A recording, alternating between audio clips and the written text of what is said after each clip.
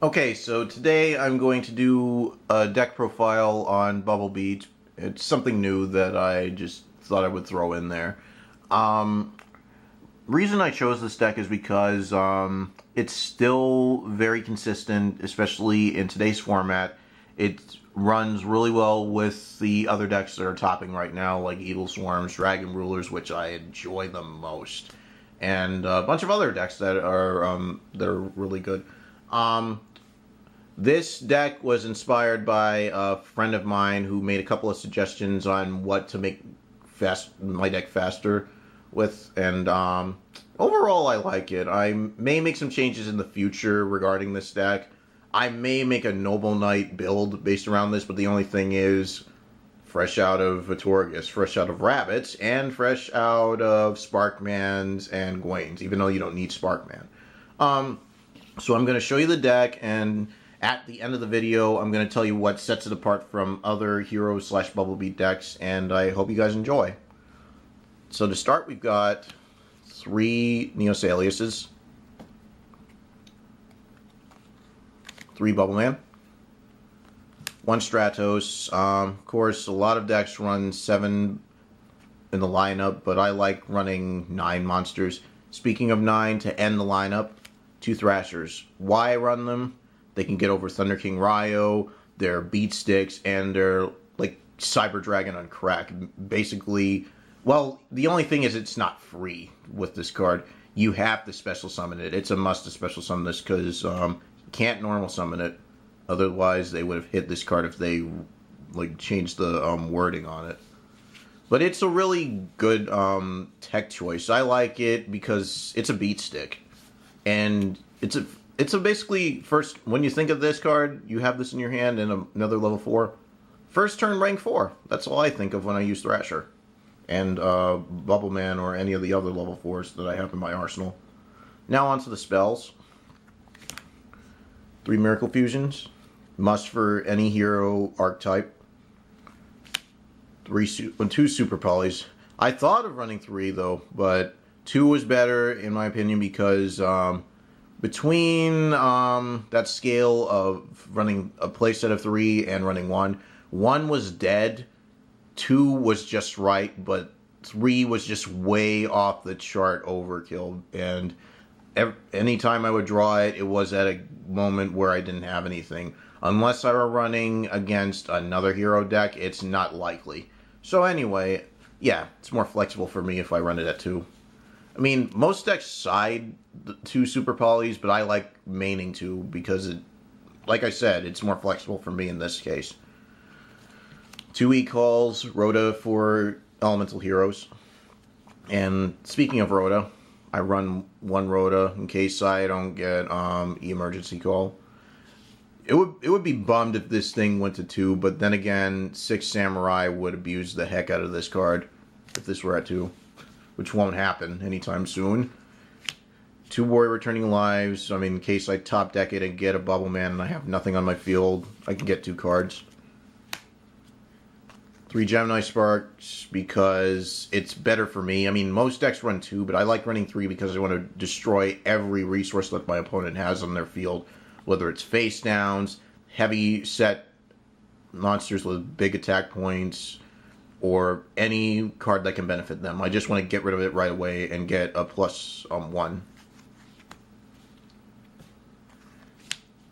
2 Lances to save my monsters from spells and traps that can really put a damper on my strategy. 2 Dualities. 2 MSTs for back row destruction. I mean, many decks can run this. Staples, Dark Hole, Monster Reborn, and Heavy Storm. Now on to the traps. You're going to love this.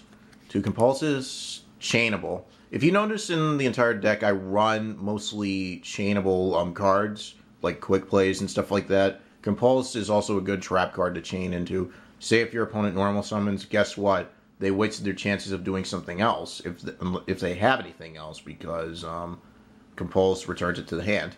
I could try Force Back, but why the hell would I do that? I mean, it only works on normal summons. This works on anything.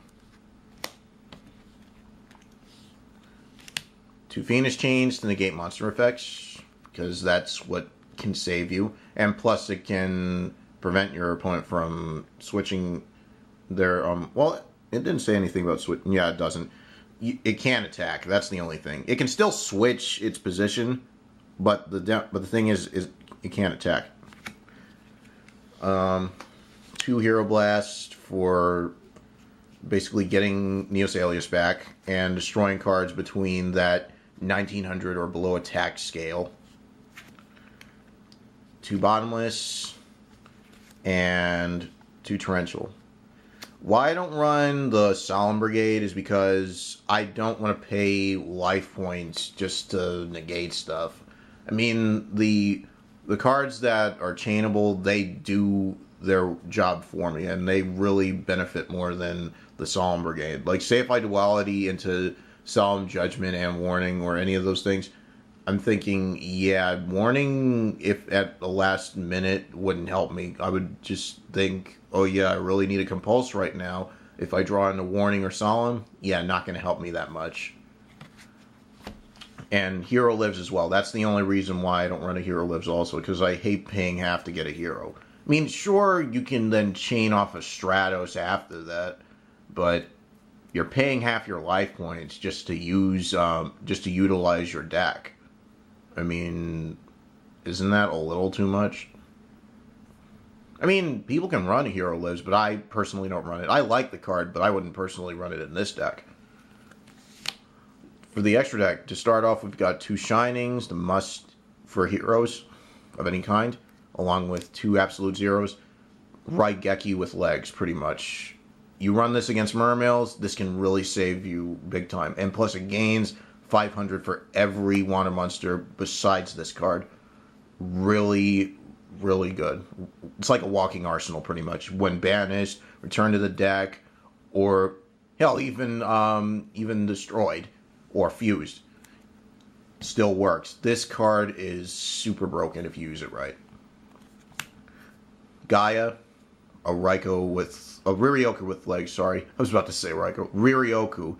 You know that thing where you drain half and then you give that half to your monster from your opponent. Yeah, basically a Rai-oh with legs. 1 Great Tornado to shrink your monster's attack in half. Nova Master, go into the battle, draw a card, and it's a fire monster. I mean, it can really do some damage against fire decks if you use it right. And Escarada. Main reason I run it, because of Dark Worlds are still at large, and Evil Swarms are actually making a statement in today's format. And plus, it gets a 100-point boost for every elemental hero. Even though Goka has a better effect compared to Escarada, because it gains points for every hero in the grave. I mean, Escarada's a lot more versatile because Goka, you would have to make space for it. Escarada, you don't have to because you know it's needed. 2 Blade Armors, because they're quick. Escarada, mainly because they double their attack strength to 4,000. They're beat sticks. 1 Utopia. I tried Utopia Ray with this. It was good, but it was situational. I really didn't need it. So yeah, 1 Utopia. 1 Maestroke. And 1 Palpable Operative. Why I don't run Gaga Cowboy is what people notice, is because Gaga Cowboy is good, but like Utopia Ray, to me, it's situational. And plus, it's not as strong. I mean, sure, you at the end of the, like, when it's switched to defense mode or anything like that, or if it's in defense mode, you can still do burn damage for 800, or you can use its other effect while it's in attack mode to give it 1,000 points during the battle phase. But the thing is, when I do that, it's going to be 2,500. I mean, unless I'm battling something below that, there's no way in heck I'm going to get over anything above 3,000 with that kind of ability. So I just said, forget it. I'm better off using Excalibur for all I care. So anyway, that's it for my Bubble Beat deck.